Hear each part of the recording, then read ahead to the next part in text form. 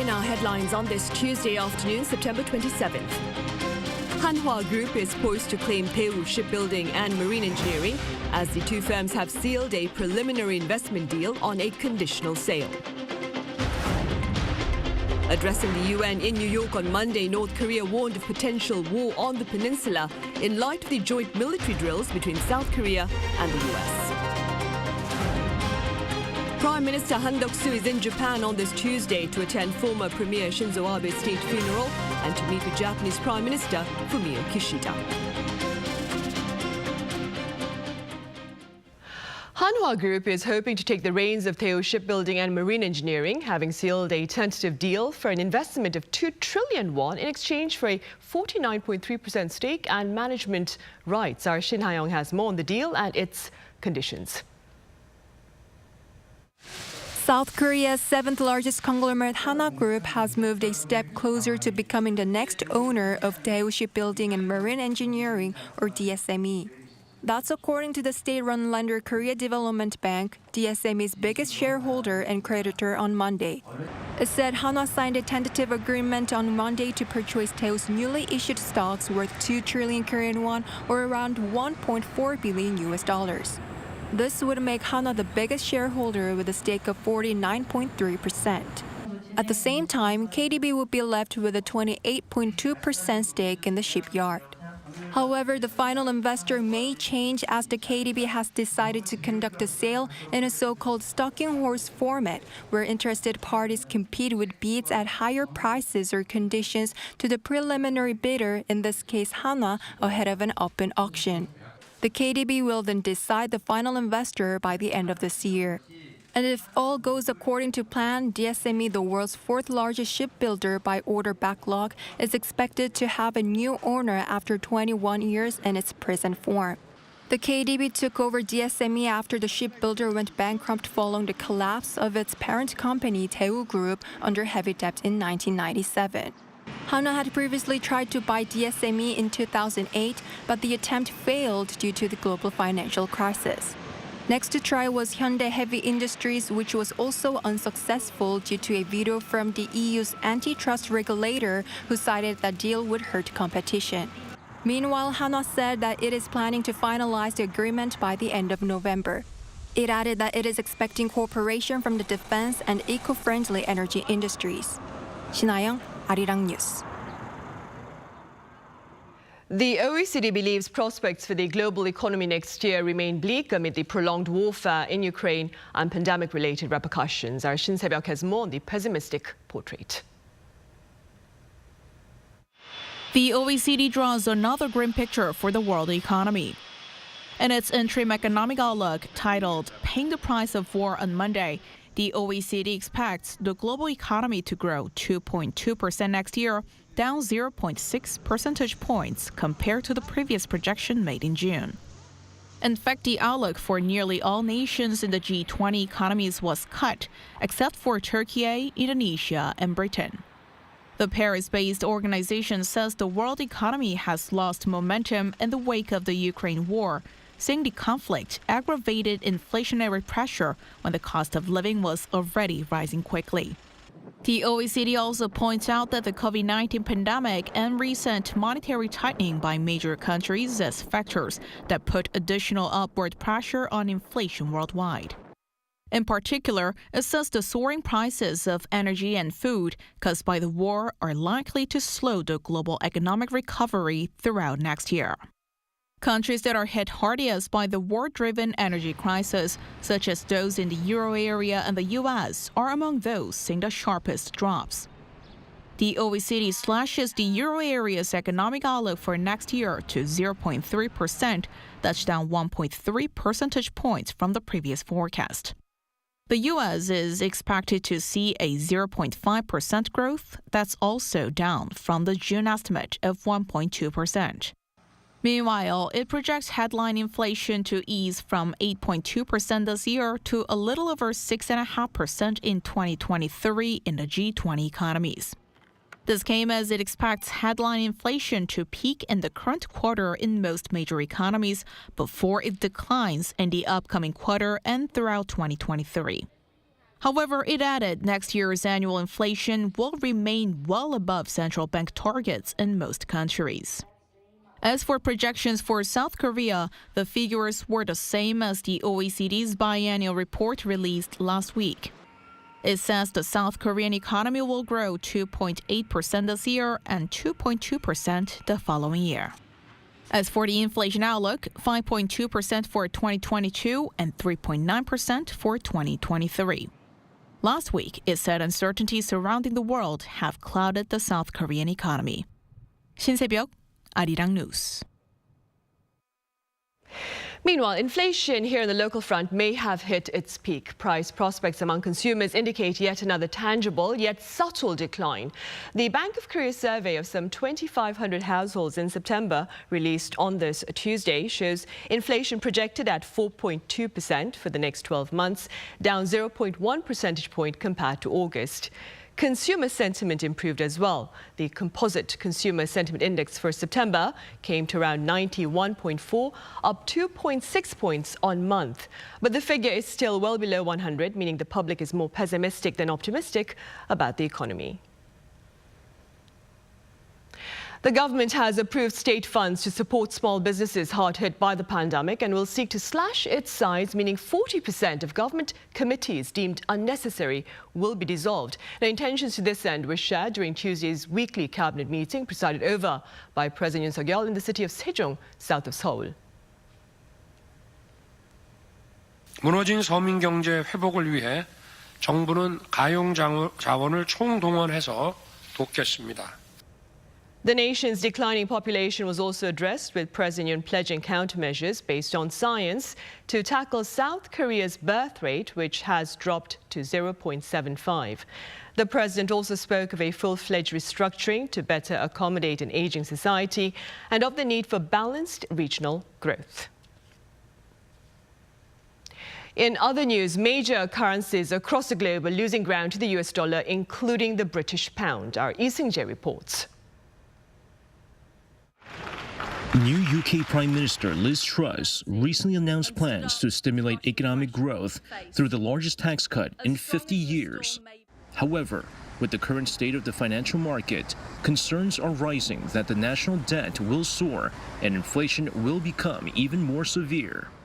Right now, it does seem to be pretty reckless, and what the government has effectively done is given us some money back in terms of tax cuts.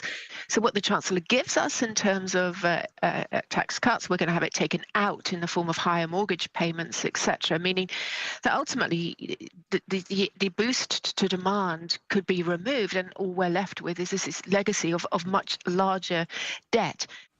The British pound has continuously depreciated against the US dollar over the past year. Sterling fell as low as $1.05 on Monday before slightly rebounding to $1.07. In addition, with the bond market also fluctuating, the yield on the 5-year government bond stood at about 4.6%, the highest since September 2008 during the last global financial crisis. But the British pound isn't alone.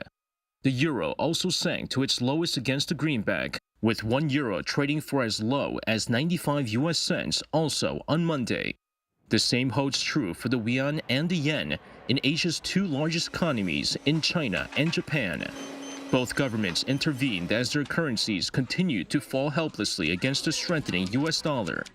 Some experts believe the current trend is similar to that of the 1997 Asian financial crisis, adding that the Korean won and the Philippine peso are the most vulnerable currencies in Asia. Lee Seung-jae, Arirang News. Meanwhile, in anticipation of the global energy shortage this coming winter, the government here is also seeking a response strategy to ensure a stable supply. Our Arirang has details. South Korea is facing an energy crisis heading into the winter season. And to respond to the energy supply issue, South Korea's government seeks cooperation between the public and private sectors. In order to do this, the Ministry of Trade, Industry and Energy held a meeting on Monday with major corporations in South Korea. CEOs and presidents from 10 companies, including Samsung Electronics, Hyundai Steel and LG, were present at the meeting. Minister Lee Chang-yang said South Korea's economy is currently facing difficulties, such as the global energy crisis, high exchange rates, and soaring consumer prices. In fact, the energy crisis is not just a problem for South Korea. Amid the ongoing war in Ukraine, countries like Japan and Germany are seeing trade deficits and a drop in economic growth forecasts. The minister said that as countries around the world are trying to secure energy ahead of winter, South Korea should do the same and without delay. To do this, the government aims to manage the country's energy supply by organizing an emergency response system for the government, energy-related state-owned enterprises, and private companies. There is already a government energy supply emergency task force which held its first meeting early this month. Along with this, the officials seek to reduce energy consumption this winter by 10% by setting heating temperature limits for government and public institutions. Last but not least, the authorities are planning to gradually ease energy prices ahead of an announcement on electricity rates for the fourth quarter later this week. The minister also urged private corporations to cooperate with the government to overcome the energy crisis. We urge each corporation to investigate their energy usage and actively participate in saving energy to prevent the shortage issues in winter. Also, adjusting energy rates for large energy users is unavoidable for high efficiency. The government also encouraged companies to overcome the economic crisis through a variety of investments as the country is expanding investment incentives for corporates. The minister added that an active investment will lead to a faster economic recovery, job creation, development in new technologies, and an increase in production efficiency. Lee Dae-hyun, Arirang News.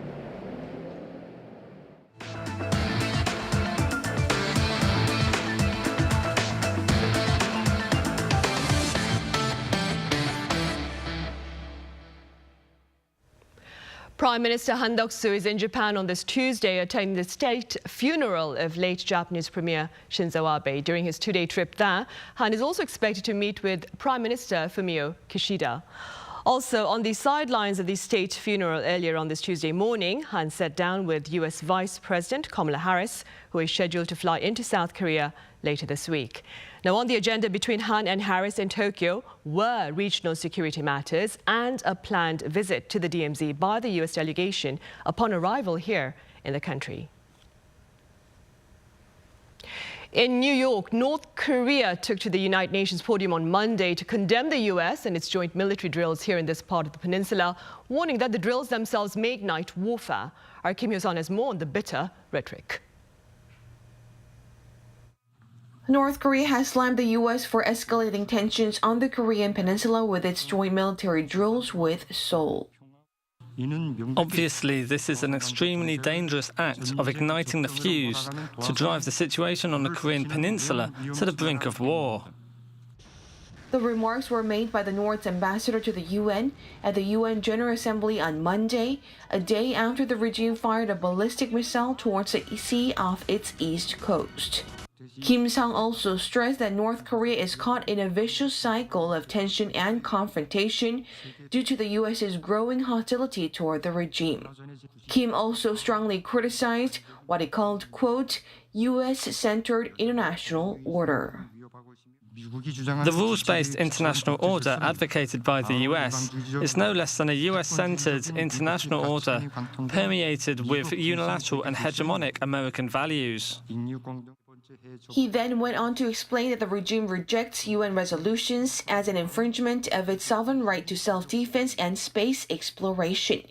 He elaborated that the North has never recognized such resolutions that were made unilaterally by the US.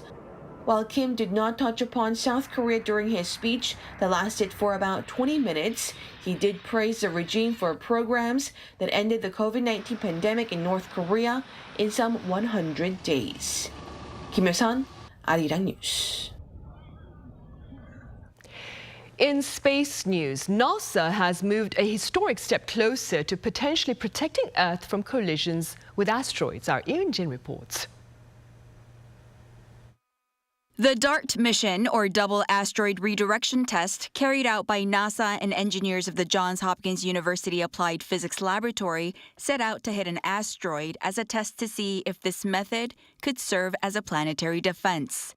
The first step of that has been a success, with DART crashing into the asteroid Dimorphos on Tuesday, possibly the first time humans have altered the dynamics of a solar system body in a measurable way. Dimorphos was a small asteroid circling around a bigger asteroid called Dimorphos. Neither were headed towards Earth, but were chosen to test if the technology could make an impact and change an asteroid's trajectory in the case one is found headed towards Earth in the future. The goal of the collision was for the DART spacecraft, roughly 100 times smaller than Dimorphos, not to obliterate the asteroid, but to change the speed and path of the asteroid. The first test is the test of our ability to build an autonomously guided spacecraft that will actually achieve the kinetic impact on the asteroid. The second test is the test of how the actual asteroid responds to the kinetic impact, because at the end of the day, the real question is how effectively did we move the asteroid, and can this technique of kinetic impact be used in the future if we ever need it to? While there currently are no asteroids on a direct course towards Earth, there are more than 27,000 asteroids in all shapes and sizes classed as near Earth. Engineers of the DART mission are expecting images taken of the collision with Dimorphos and its aftermath in the next few days, but access to actual quantitative data of the impact will take another 2 months. And a further survey of the impact site will be carried out by the European Space Agency's Hera mission, set to launch in 2024, which will reach the asteroid system 2 years after that date. It will be some weeks before scientists know for sure whether their experiment has worked, but it can already be confirmed that something remarkable has been achieved. 이은진, Arirang News. Just floating away from the Falcon. And in Busan this past weekend, medical experts here and beyond the border came together to address the most recent advances in the treatment of neurovascular diseases. My colleague Yoon was there. For human bodies to function normally, they rely on healthy blood flow to the brain and spinal cord. Neurovascular disorders disrupt this normal blood flow and oxygen circulation, and that can eventually lead to serious complications like brain aneurysms, strokes, and brain hemorrhages. Just last month, Statistics Korea cited cerebrovascular diseases as the 4th most common cause of death here in Korea. So to address the rising demand for more effective and advanced neurovascular treatment methods, physicians from 10 different countries, including the U.S., Japan, and Germany, have gotten together here at Bexco in Busan. Under the theme of Review the Old and Learn the New, the 6th International BNS by Neurovascular Symposium gives us a glimpse of various ways to treat difficult neurovascular cases across the globe. This year is very meaningful to us because BNS is recognized as an international organization from Korea. BNS can provide us a network hub for not just for the Asia-Pacific country, but also worldwide. So this is a very big event. More doctors have been adopting minimally invasive procedures with reduced recovery periods and are adapting to the changing nature of the disease. Professor Lee Jung-gu of Seoul St. Mary's Hospital says the latest cases show that brain aneurysms are no longer just a disease of old age. Well, generally speaking, brain aneurysms tend to affect older people. However, these days, we're seeing a growing number of younger people suffering from aneurysms. So as neurosurgeons, we constantly look for answers in treating them effectively, and this symposium provides many physicians like me a chance to learn from each other. During a special session on ischemic strokes, physicians discussed different ways to best treat them during a 60-minute period, which is often referred to as the golden hour. Professor Matthew Gonis from University of Massachusetts Medical School applauded South Korea's technological advances in this field. So the neuroendovascular community is offering incredible services in South Korea for mechanical thrombectomy and brain aneurysm treatment. So this is the first international bioneurovascular conference, and they're being truly wise by learning from the experience of others rather than just learning from their own experience. Participants also discussed the role of robotics in treatments in the near future, as physicians often have to balance between science and clinical judgments. With that, the future of South Korea's neurovascular surgery looks promising, as it helps the development of the field across the globe. Lee Ji-yoon, Arirang News, Busan. Meanwhile, back here in the capital city, some pet owners and their furry friends have taken it upon themselves to ensure protection within their neighborhoods. Our Lee Si-hoo tagged along. At Gyeonggi Line Forest Park in Mapogu district in Seoul, a group of pets and their owners are out on a special mission. The team, called the Haechi Patrol, serves to protect their community through patrol activities. And the name comes from Haechi, Seoul City's mascot, while patrol is a combination of the words pet and patrol. The aim of the Haechi Patrol program is for community members to keep a watch over their neighborhoods and look out for any danger while out on their ordinary walks with their pets. Seoul City and City's Autonomous Police Commission first launched a pilot operation of the program back in May. A total of 64 teams of pets and owners participated in the initial launch, which received great feedback from both the participants and the community. This led to an official launch of the program in September in 9 Seoul districts. Not just any pet owners or pets can become a part of the Haechi Patrol. Pet owners need to submit a written application, and pets must pass a selection test that gauges their ability to listen to orders. Pets must be able to understand and follow instructions like telling them to sit and wait. They must also be able to remain calm in unexpected situations while out on patrol duty. Over 660 teams of pets and pet owners applied to participate, but only 248 made the cut. When a patrol team spots potential danger, like these pieces of broken glass, they take a picture of the site. Then they report it to the police using a mobile application. Participants say they cherish the special opportunity. Now, I take a second look at things I used to pass right by. I now report when street lights aren't lit, and when I'm out on patrol late at night, and when women walk alone, I can walk near them to ensure their safe return home. I think it's great. We have to go on walks at least 2 to 3 times a day, and if we're going to do it anyway, I wanted to do something nice for the community. Different districts in Seoul plan to incorporate specialized programs into their daily patrols. For example, Seodaemun-gu is planning regular visits and patrols to senior centers, and Gangseogu will hold campaigns to prevent dog bite accidents. Lee Si-hoo, Arirang News.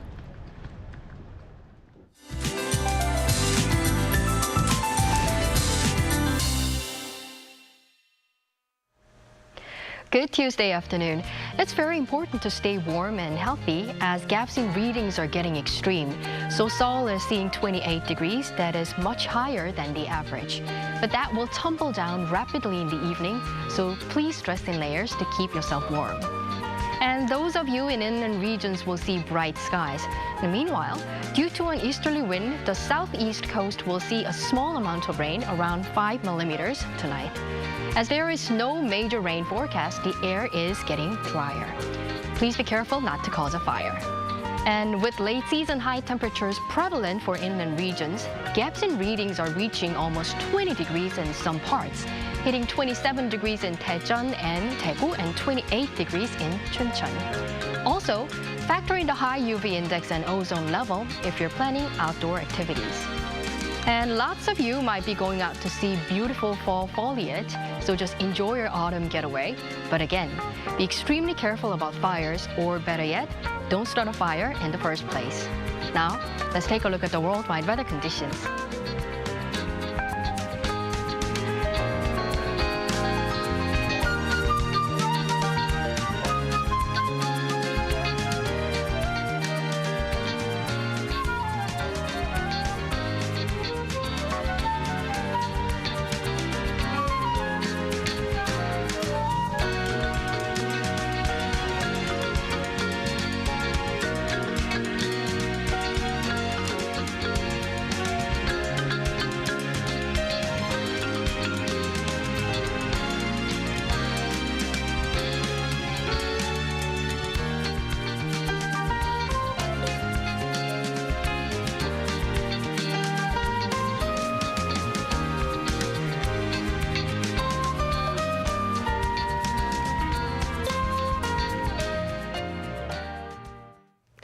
That brings us to the end of this edition of the Daily Report, but do stay tuned for our panel discussion show coming up next. Thank you for now.